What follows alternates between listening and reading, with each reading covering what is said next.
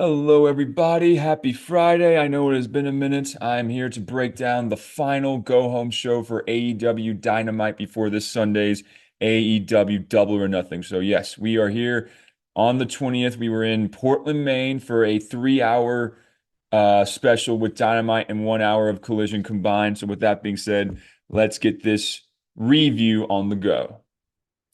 All right, so we go from the opening of this show being You're Alive from Portland, Maine to a backstage, well, vignette, I should say.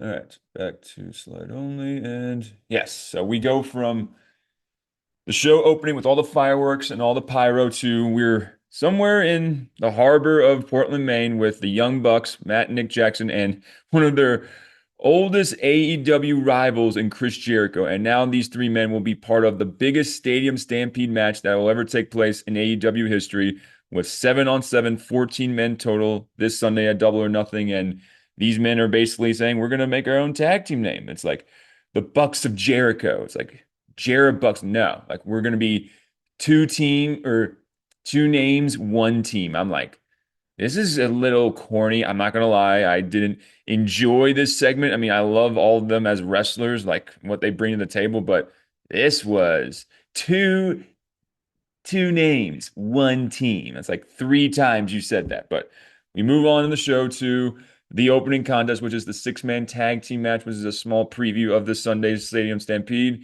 Ricochet, Andrade, and the national champion, Mark Davis, facing off against Young Bucks, Matt Nick Jackson, and Chris Jericho. We start with the good guys entering first, with Jericho and the Young Bucks wearing matching jackets, walking to the ring, waiting for their opponents, and they take their time making their separate entrances. And now here they all are together with Ricochet making his entrance last, Andrade was second, and the national champion walked out by Don Callis, Mark Davis. And now we are ready to get this match underway. And of course we're not, because Andrade every week for like honestly, this has been a consistent shtick that he has been doing every single time he's on like any match that he's involved with, whether it's a singles or a tag team. He goes to the crowd, and I know I'm going to get in so much trouble saying this, but you all see this with me, right? I'm making sure that my sharing is not.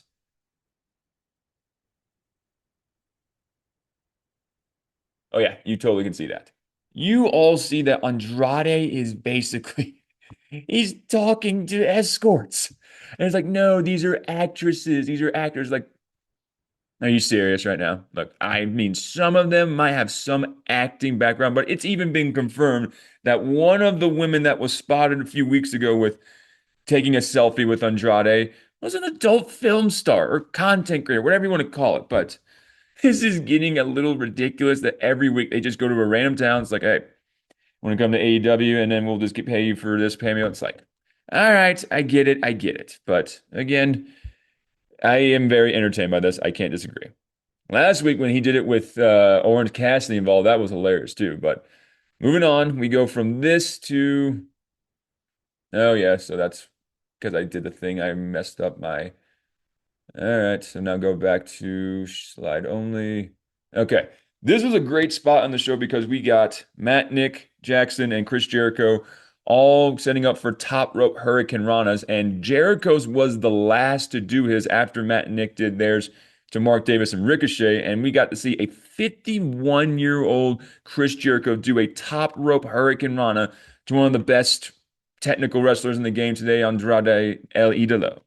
So we go from that spot to, oh yes, we got the dogs, the other two of the, there's two members left of the seven total on the heel side that came in, and it's the dogs, Clark Connors, and David Finley hits, and I heard this word, I'm like, it's been a while since I heard this word in wrestling, hits Matt Jackson with the shillelagh, lays him out while referee Aubrey Hepburn, you see right there, is distracted by Mark Davis, and then comes in, like, Andrade falling on top to get the 1, 2, 3 on Aubrey Edwards counts the pinfall, and your winners Ricochet, Andrade, and Mark Davis.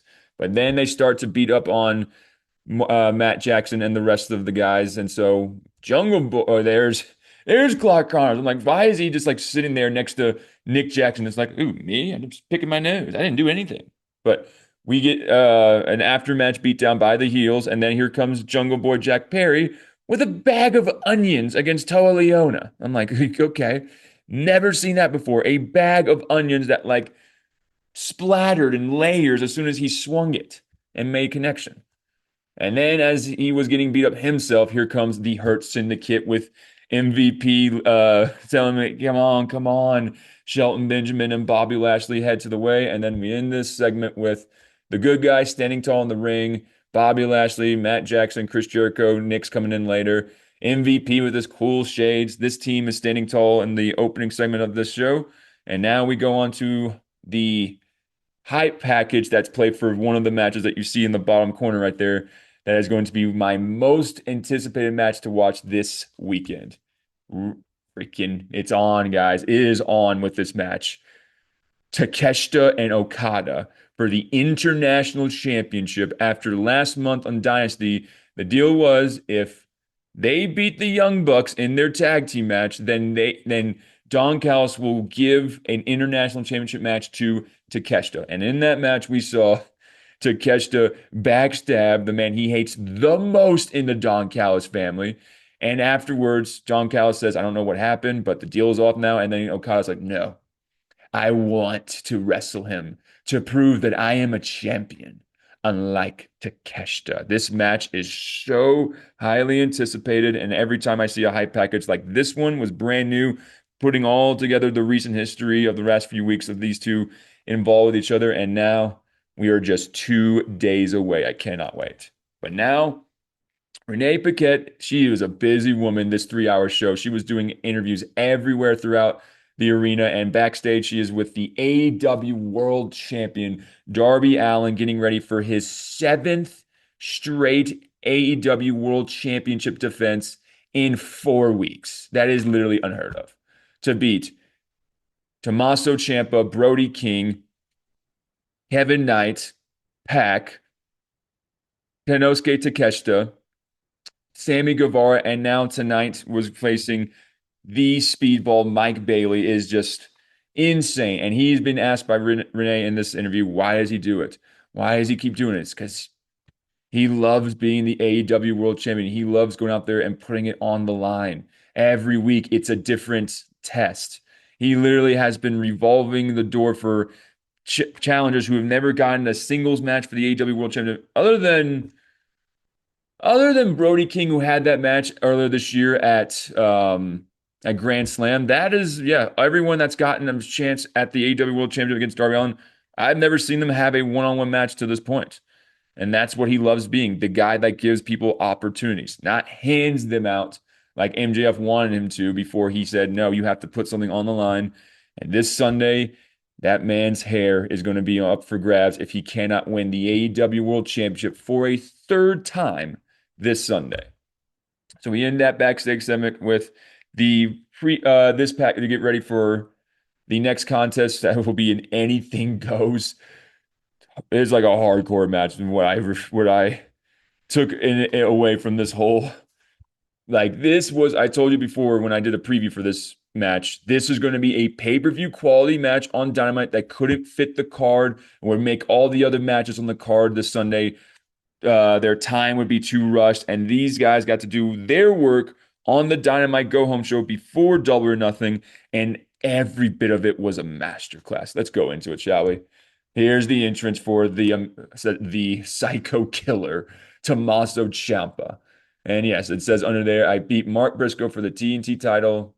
Wow, that was 4 months ago. That's now that he's been away from WWE and letting Johnny Gargano, I guess, suffer away. It's so nice to see these last 4 months. He's been killing it. And he waits for the entrance of his rival, Mark Briscoe, bringing a trash can full of weapons to the ring before this match has even started. And in that trash can, when that is one of the favorite part I wanted to go to. It's Tommaso Ciampa reaches in the trash can, and what does he find? A rat trap. And then he definitely, they tried to beep it during the match, but he definitely called them an F word, A word. It's like, that is exactly what you would call somebody who set a rat trap for you. And you got payback for him by taking a cheese grater to his freaking head, Champa. Referee's like, what am I doing here? Like, I didn't sign up for this. We continue on, and then Mark Briscoe on top rope getting ready to do something, but he took too much time. And Tommaso grabbed the steel chain, wrapped it around the back of his neck, and look what he did. Just throw him onto the table, colliding into the ground, and it was so intense. And then, of course, Mark Briscoe grabs a freaking fire extinguisher, puts it straight towards Ciampa, and the crowd loved it. And we go from that to now. This is freaking intense. It's like Mark was attempting to staple barbed wire to the table while Tommaso was down for a second, but he recovered enough in time. And then he grabbed the barbed wire and started scraping away at the tissue of his opponent, just digging it in deeper and deeper, and then slamming his head onto the table. And then this was intense. So he took the staple gun, found a piece of paper, and then grabbed held the paper at his head and stapled it. Very similar to how Hangman did to Swerve Strickland during their Texas death match. But this, look at this. Look at this man, just hanging there with his arms on the table with a piece of paper stapled to his forehead. I never thought I would watch that, but I should have known. And then we're on the subject of barbed wire and staples. Let's bring Tax into this. He got a knee pad filled with thumbtacks, getting ready to hit him with the running knee. And if you can tell, Mark Briscoe still has the paper stapled to his head. And in this moment, he countered and hit him with a leg drop towards the ladder, and allowed him to gain his wits back after getting stapled in the head. And yes, he is still like he is doing work on Ciampa here, and while he's doing it, he still has a stapled piece of paper to his freaking head. But he took a little time, and then with that knee pad still strapped around Tommaso Ciampa's extremity, he runs straight toward his hand and blasts him while we're previewing for this Sunday. I didn't like that, but still. And then here comes a move from Ciampa on top of the rope, and then Mark Briscoe grabs him and then literally throws him over the top rope into the top of the steel chair. The brutal end of it that collided straight to his back. The entire counter is saying he broke his back. I can't disagree if that happened or not. And then he gets him to the outside and hits him with the J driller on the barbed wire tables, then rolls him back into the ring for the froggy bow, and the referee counts 1, 2, 3. Look at that face right there. That is a man that went to war with one of his best friends that we all know. This was two guys who have been in the business together for decades and have known each other, that they got to go out into the public, into the world, and show you what they can do. And that was the best match of the card. I know we got a world championship match later on, but there's no way they top this. I'm already going to confirm that with you. So we go from the ending of this match to we get ready to hear from the return of Swerve Strickland. So Swerve is going to have his match with Bandito this Sunday for the quarterfinals of the Owen Hart tournament. To get ready for it, we got Tony Schiavone in the ring to get us ready for this appearance from Swerve, since we haven't seen him for weeks, literally live on TV, I should mind you. And instead of Tony welcoming him, he gets shoved out of his ring by Prince Nana. He's like, "Get out of here, you substitute teacher loser." It's very original. So then he does his slowly dragging out, emphatic announcement of the arrival of Swerve Strickland as we're getting ready for this match that will take place this Sunday. And before he could even get to the ring, he gets ambushed behind by the man who wants revenge. Bandito wants to get his hermano's revenge back, just like for himself. But Swerve is a very slippery individual to try and get revenge on. So there you can see Bandito was trying to swing the chair over the ropes and collide with Swerve. He got pretty damn close. And then Swerve just backs away, says, "I'll see you Sunday." And there's him at the top of the entrance ramp with Nana. Looks dialed in. I'm already going to tell you, folks, Swerve's winning this match. He ain't losing to Bandito. I know Bandito's awesome, but Swerve's on another level right now. He is not losing to Bandito. He will go to the finals and face Will Ospreay. We all know this. So we are getting the bracket, like I said, of announcing the matches. We got Joe and Ospreay. We got Swerve and Bandito. Claudio and Brody King, which more than likely Brody will win that and then add more fuel into the semifinal, like build up with him and Swerve after he just beat his tag team partner.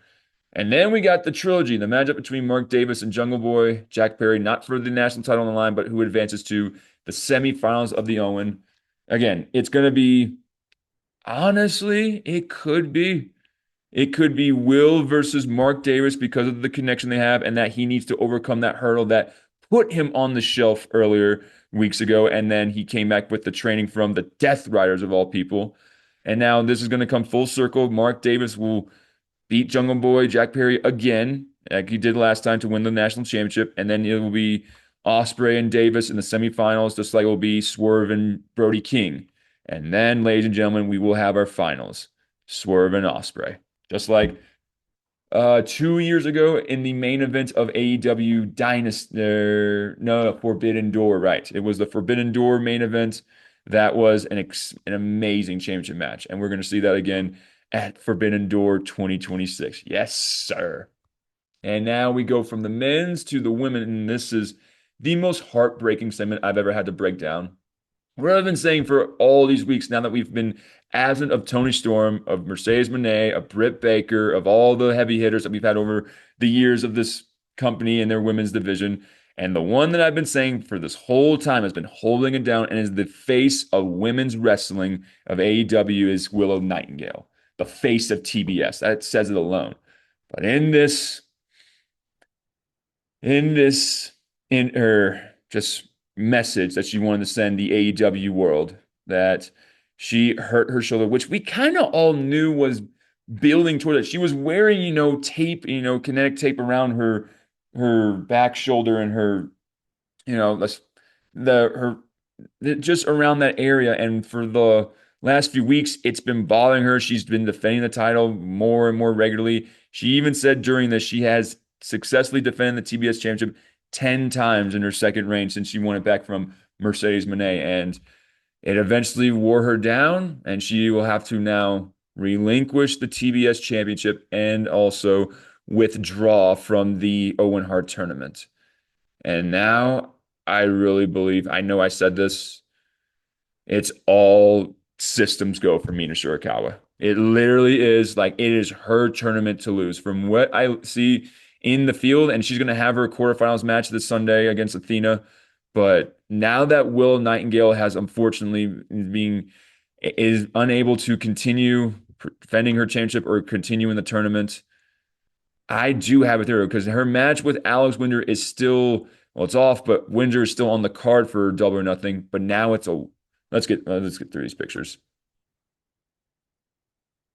Dang it! I guess I wasted so much time that my arrow lost.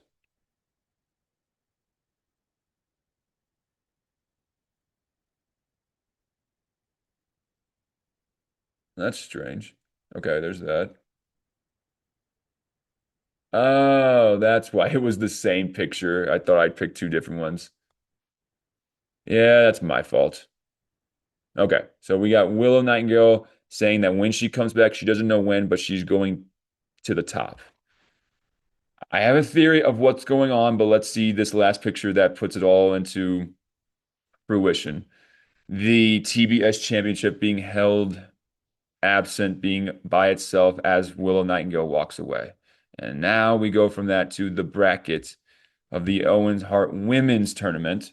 And like I said, it's a wild card opponent that Alex Windsor will now face instead of Willow Nightingale. And now, okay, I'm a little more confused with it. I did not notice until now that the Double or Nothing logo has been removed from that match, and instead they gave it to Mina Shirakawa and Athena. So all of these other three matches will happen more likely the next Wednesday on Dynamite or Collision, give or take.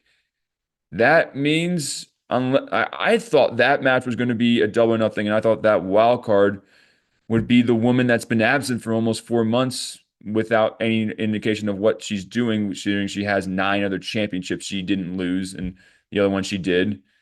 Mercedes Moné. It does not make sense to everybody that Mercedes Moné will be the wild card to face Windsor, who she lost the New Japan Strong title to her, lost the CMLL championship to Persephone. That I just figured it out, ladies and gentlemen. We are going to get the return of Mercedes Moné to beat all the women that, as of her last few defeats, beat her and took the collection of championship belts that she had totaled and removed a few of them off her shoulders. Alex Windsor was one of them. Persephone was another one. And of course, Willow Nightingale was the other. But Mina Mina being the one at the end to beat Mercedes, I think that's how I see it. I don't see Mercedes going back to back Owen Hart tournament winners because she won it last year, beating Jamie Hayter in the finals. And like I said, I think this is all system goes. Like I have Sky Blue beating Saray. Mina's going to beat Athena this weekend. It will be a great match. But Athena has beaten Mina in the past, but that's why I think Mina's going to win it this time. I think Mercedes is going to advance and beat Alex and beat Persephone because she will beat Hasuki. And then we'll get Mina versus Mercedes for the Owen Hart Tournament Championship.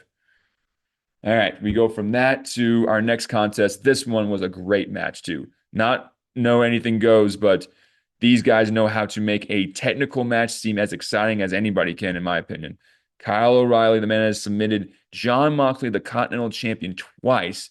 And if he does it another time tonight or in this match, he will get his next opportunity against Jon Moxley will be for the Continental Championship.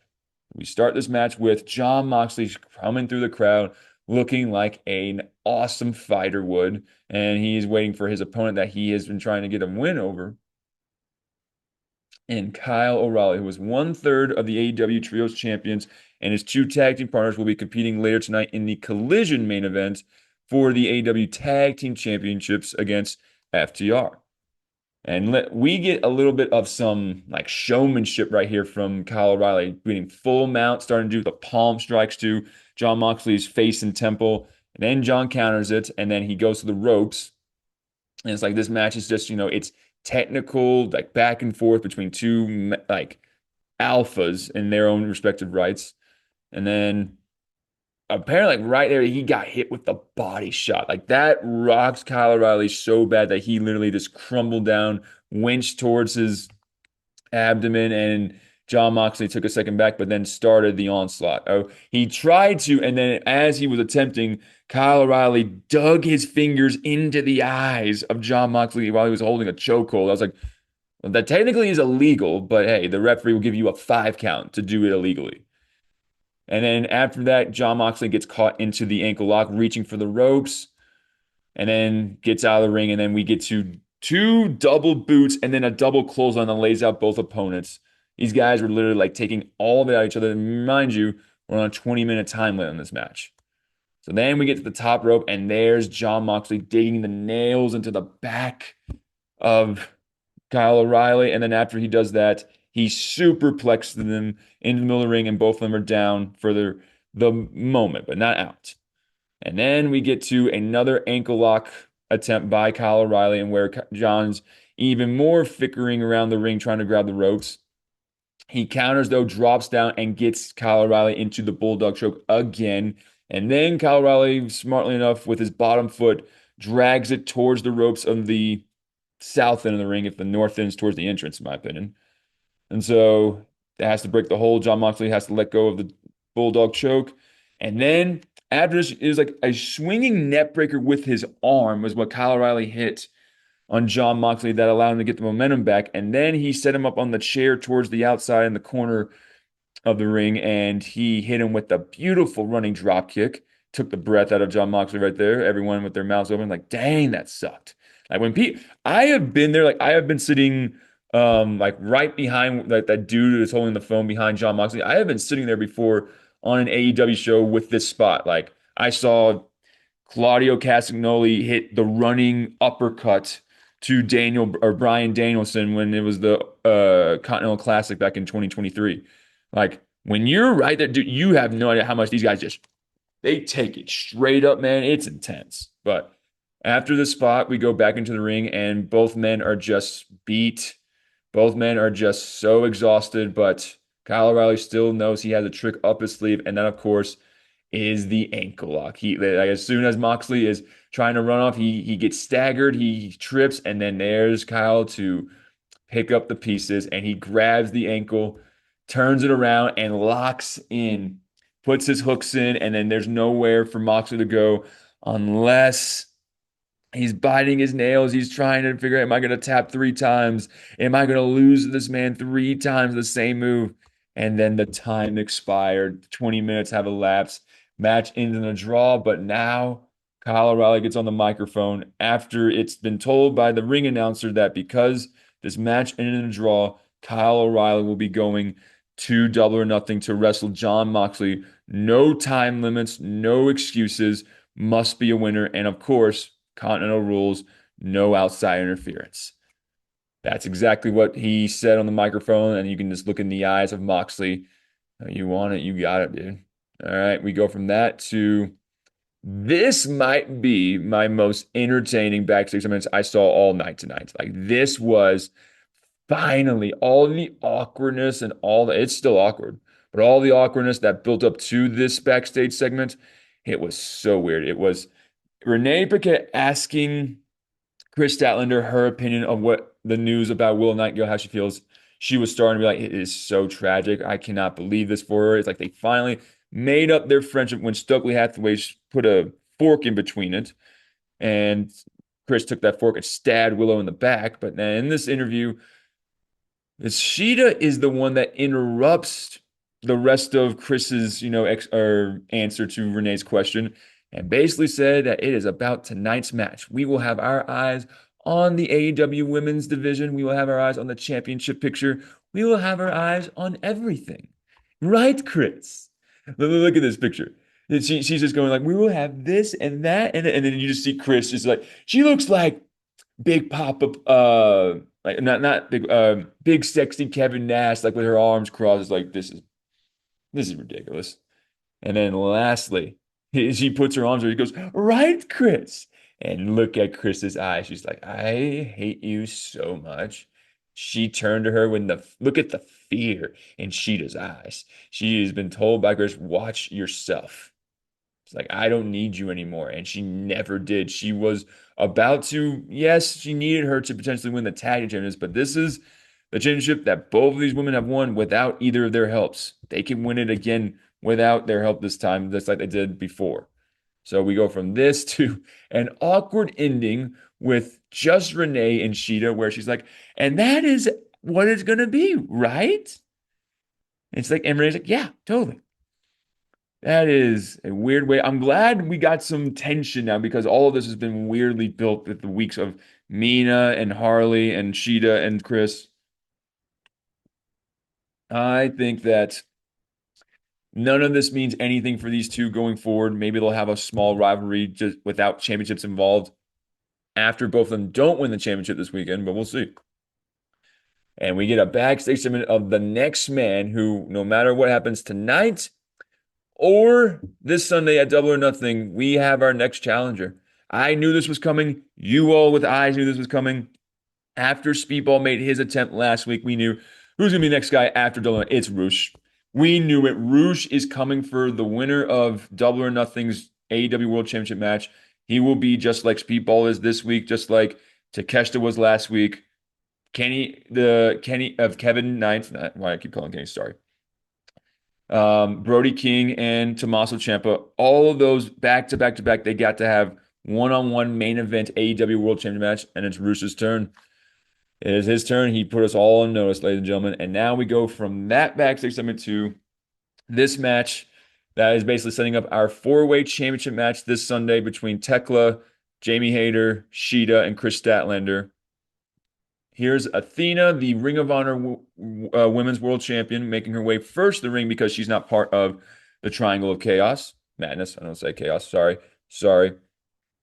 Speaking of madness, interesting. Oh, I forgot to put a picture here. My apologies. Oh, right. That was where I was supposed to put the Triangle of Madness's entrance. I forgot it. But here is the Brawling Birds, Alex Windsor and Jamie Hayter with Thunder Rosa and Mina Shirakawa, the woman who I believe will be the Owen Hart Women's Champion. And these four women will be taking on the four that are already in the ring. We start with, Athena and Rosa. And I think these women are awesome. Like they should have matches with these two, mixing it up, you know, locking up holds, escaping, reversing, maneuvering. They know what they're doing. Like they wrestle some better than some of the men I see today. But from this, oh, I need to put my view back. Okay, we're good.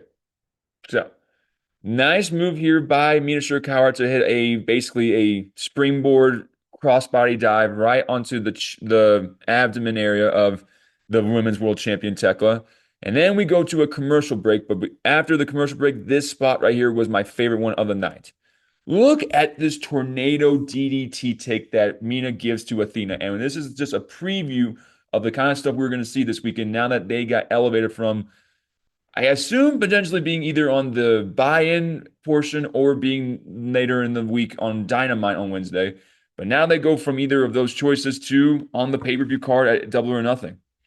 And we're going to see more spots like this, and I cannot wait. And then we get a little distraction in the ring by Tekla with the championship belt. The referee's trying to take it back, and there's Julia Hart with Thunder Rosa in front of her, and with the referee's back turned, she sprays the mist right into her eyes. And then Tekla pins her 1, 2, 3, and you can see the black mist by the AEW Championship belt. And then the winners are Athena, Sky Blue, Julia Hart, and the AEW Women's World Champion Tekla. And I'm sorry, as well as the Ring of Honor Women's World Champion that I forgot to mention for Athena. And these women in the ring are just despise themselves. Like you see, those are the two of the heavy hitters. Like no offense to Alex, and Thunder Rosa, the only other woman other than Jamie to win the championship. But right now, as I stand in the landscape of the women's division, those are the two heavy hitters. And Alex is the tag team partner. I know she is the Ring of Honor Women's Strong Champ, or oh my New Japan strong champion. I get to all these championship belts. I'm sorry. Sorry. Just moving on. Backstage segment, we got Kevin the Jet Knight talking to his tag team partner Speedball before his main event championship match he has tonight or later on this night. And it would be nothing better for them two to have two belts. But what's even better for Kevin is that he told him as soon as you win tonight, I want to be the first one to get a chance to take you on. And he's like, Jet 2 belt sounds pretty good. It's like, yeah, I made like everyone just came up with their nickname as Jet and be like, I want two belts. It sounds catchy, I will admit. But we are getting ready for this main event, but we still have one more match to get to. Wait, no, it is the main event. We have no more match. It's going to be the next one after this back with. Look at all of the Death Riders doing push-ups after Jon Moxley's draw of a ending of his match that he had. And then who was there to interview him? His wife, this Renee Paquette. And this was like the old intense Jon Moxley where he is thanking Kyle O'Reilly for pushing him, for putting him in this position to make him question, does he have what it takes to beat you? Because the last three times the match has ended, regardless if he tapped or not. The last two he did. The last one he had earlier on this night, he did not. But all three matches that he had with Kyle O'Reilly have ended with him being in the ankle lock. And that is now in the back of his head of, can I overcome this? Can I defeat this Omen that has been my biggest obstacle of this whole year since losing to Hangman Adam Page and Darby Allin? Kyle O'Reilly just picked the pieces off the bones of those two heavy hitters, former world champions and current world champion. And Kyle is back since he rejoined the conglomeration, and he's got himself a Continental Championship match at Double Nothing against the ace of AEW. And ladies and gentlemen, it's time for the main event of the Dynamite. We still got a few more matches to go on the 1 hour portion of Collision, but we go from this to Speedball Mike Bailey getting ready for his one-on-one AEW World Championship match against this man, Darby Allin, with his attempting to make his 7th AEW World title defense in 4 weeks. Cannot believe this. So now we go from these guys are coming into the ring. The championship belt is held by the referee to signify that it is on the line. We got both these men in each corner ready to start this match, but we can't do that quite yet because Maxwell Jacob Freeman wants to make his entrance. And of course, He wants to sit on commentary desk. Look at that. Look how just like the hair, the watch, the goatee, it's just like looking professional. And all that can change this Sunday if he has to be bald. And right out of the gates, while Darby was distracted of MJF's presence, who was not Speedball, knowing this is the biggest opportunity of his life, went straight after Darby Allin, hit him with I forget what he calls a tornado spin kick, but it is better in my opinion than Aleister Black's Black Mass because I've seen it so much. You can tell that Aleister has taken a little whip off it, maybe why he got released, and we might see him come back again. Not unless I will take a little side note here. I saw an interview, or I think Maxwell did one with Ariel Helwani this week, where he talked about Aleister Black, how he used AEW as a stepping stone to go back to WWE, and his plans were never to be anything long term in AEW, and that never settled well with MJF. So I'm glad he got to throw it out there. And now the man is released. So we'll see what is in his future in the moves to come. So we go back to this tornado spinning kick by slow down. Speedball Mike Bailey, and he goes for the count, and the referee attempts to make the 3 count, and Darby kicks out. And we get a shout out to the headlock takeover. You heard Maxwell Jacob Freeman on commentary. He screamed so loud that he thought he was about to watch Darby Allin get pinned by the same move. He pinned him twice, but then got pinned by himself 5 weeks ago, and where he lost the AEW World Championship. Just saying, just saying.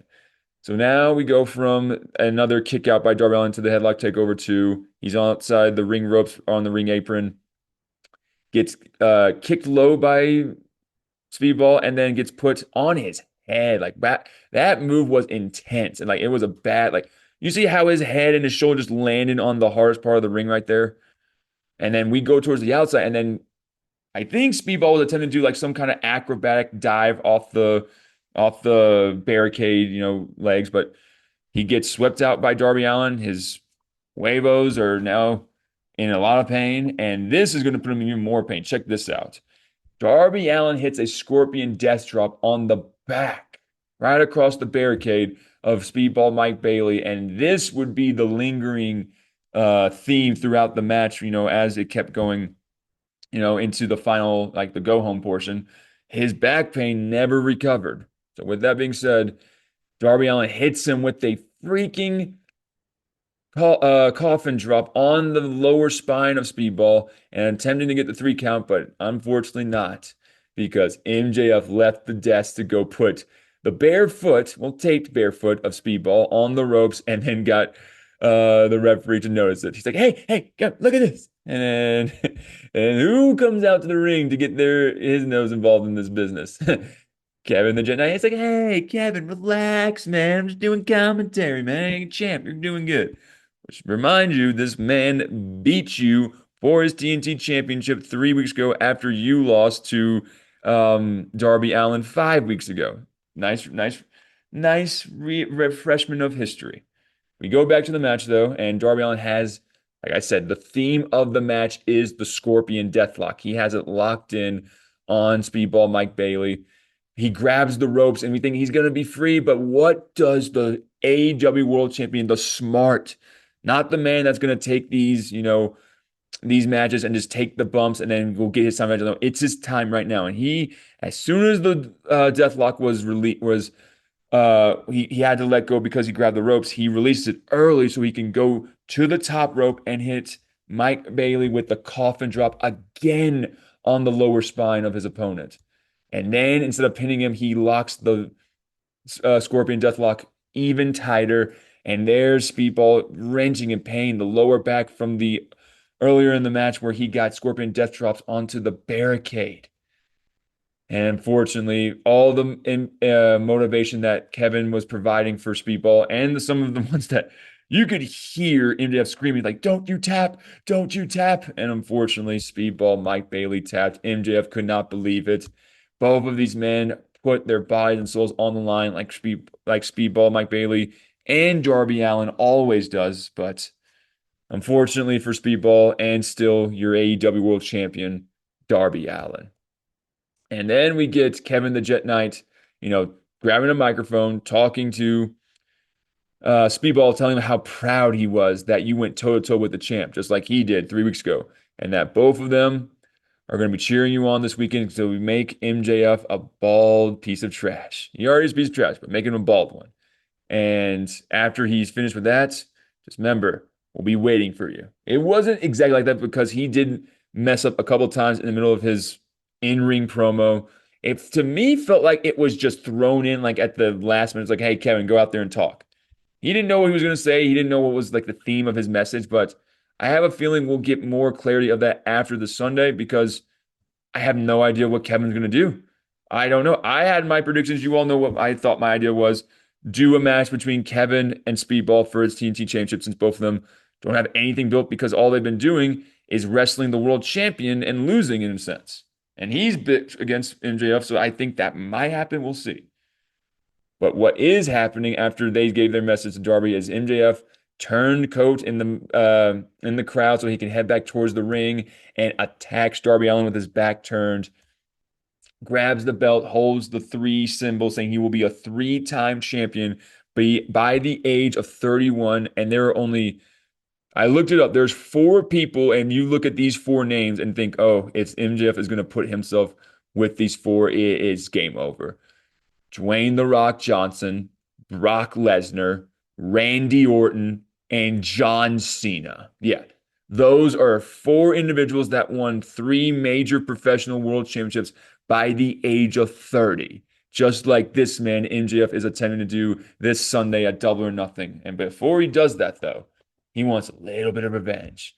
He's got the Clippers in his hand, and he's going to do to Darby what he's been threatening this whole month. If he wants a rematch for his championship back, you got to put your hair on the line. He's going to take your hair. But no, Darby has some slick technical moves where he reverses, like straight up spins the arm or spins the Clippers out of the hand of Maxwell Jacob Freeman into Darby's, and then you see he's about to shave him with the crowd standing on their feet, ready for this is going to happen. But we know this Sunday is way too important, and he escapes out of the ring by the skin of his teeth to avoid his hair being cut to that night, but not from 4 nights from now. We will see.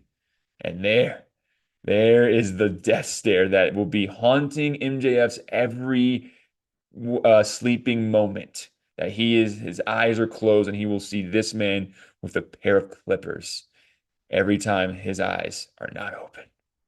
Now we end that portion. We're already into the start of Collision without a match taking place.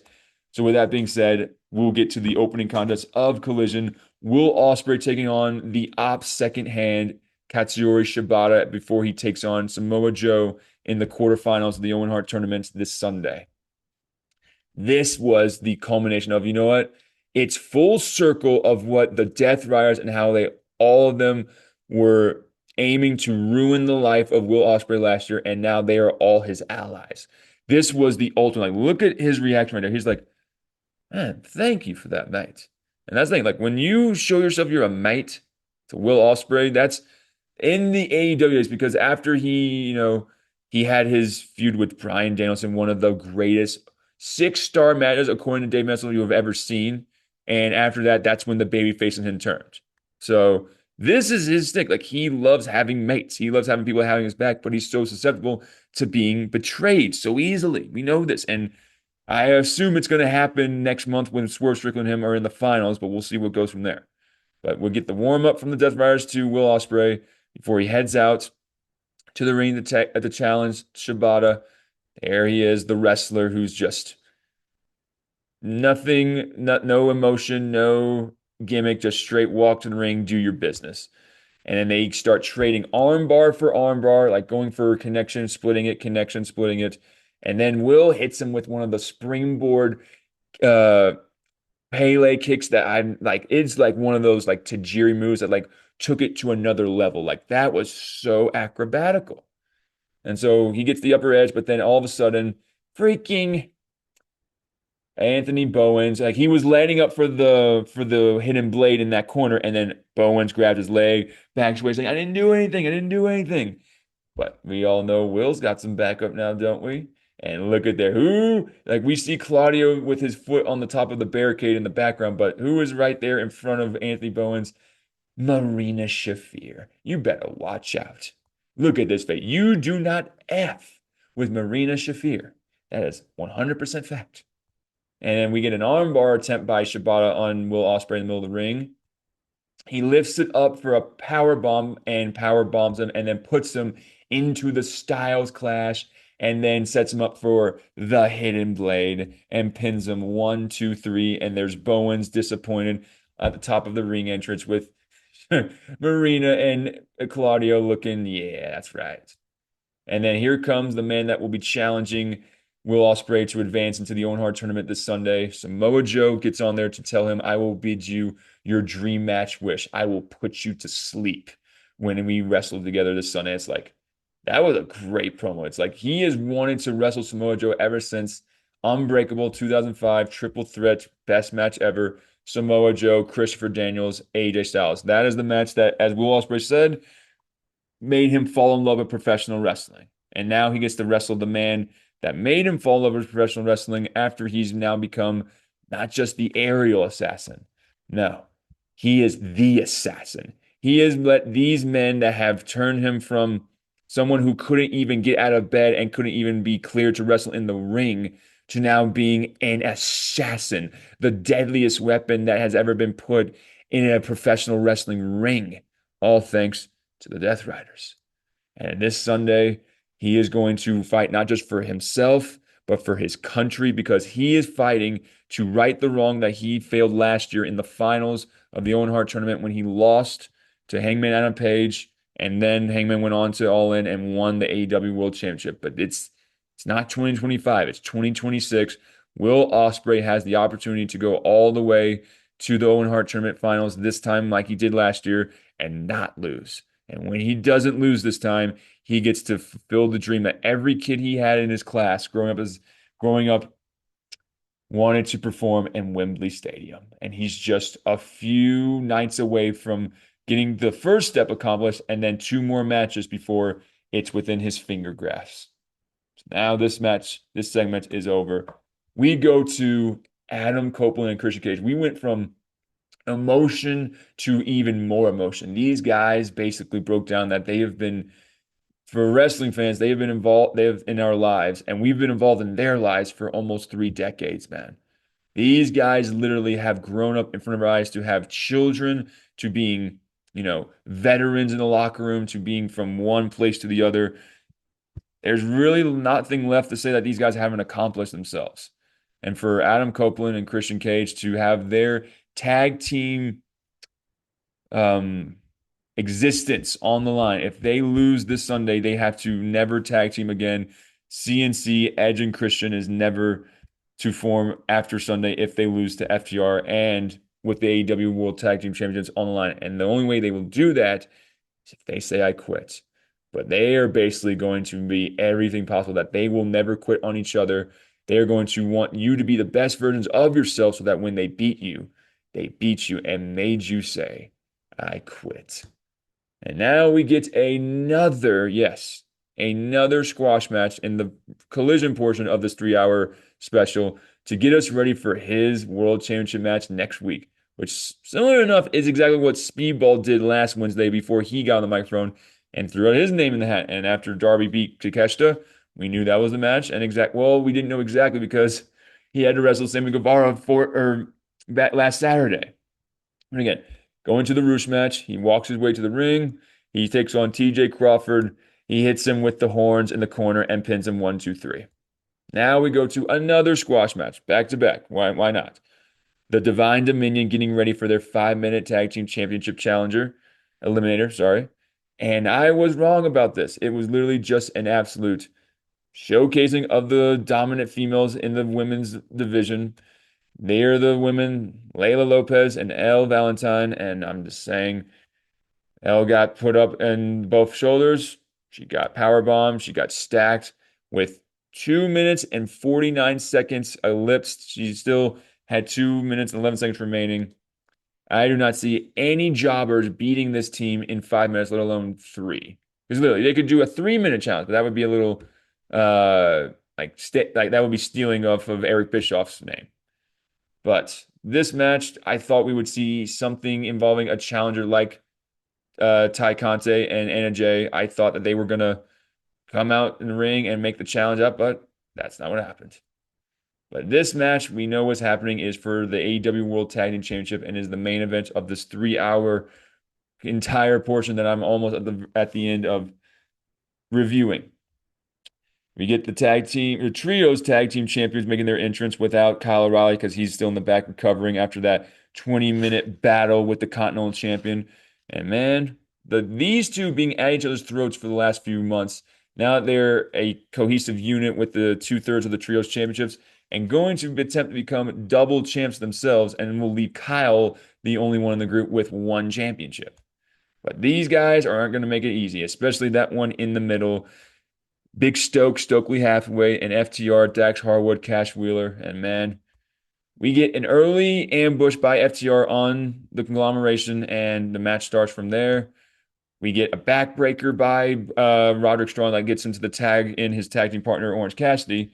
And then Orange Cassidy breaks away from both Dax Harwood and Cash Wheeler to get Roddy back in the match, and he starts lighting him up. Chops, backbreakers. That man has a when he has a gear that he shifts into, it's faster than anyone else I see in professional wrestling. He just goes and already knows what his next move is while he's still finishing the last one. And then out of nowhere, we get a big rig tag team combination from FTR to Orange Cassidy. We almost had 1, 2, 3, but at the last second, this was my favorite part of the match. You all know how I love when someone breaks the count at the final second, the millisecond, I mean. That's true professionalism. That's elite professional wrestling right there. And then right here is Stokely Hathaway. Like I said, he is the most involved manager in AEW today, and he cost Orange Cassidy a chance to be double champions with Roderick Strong, and FTR pins him 1, 2, 3. Stokely is happy. His team gets to walk into New York this weekend and gets to challenge Edge or Adam Copeland and Christian to defend their AEW World Tag Team Champions, and then will permanently split the tag team of Adam Copeland and Christian forever if they are successful. They retain their championships, and now this Sunday we see that match in bottom left corner. A lot of stakes are going to be on the line, and this Sunday we will preview all those stakes one by one. After I post this video, I will do my video tomorrow to get ready for Sunday's event, and no UFC this weekend. We'll get ready for Shanghai, China next weekend, and then 1 week at a time. We'll go from there. 6 straight weeks of UFC after this one. Tune in for my preview episode tomorrow. Keep grinding, keep loving sports, and as always, stay humble.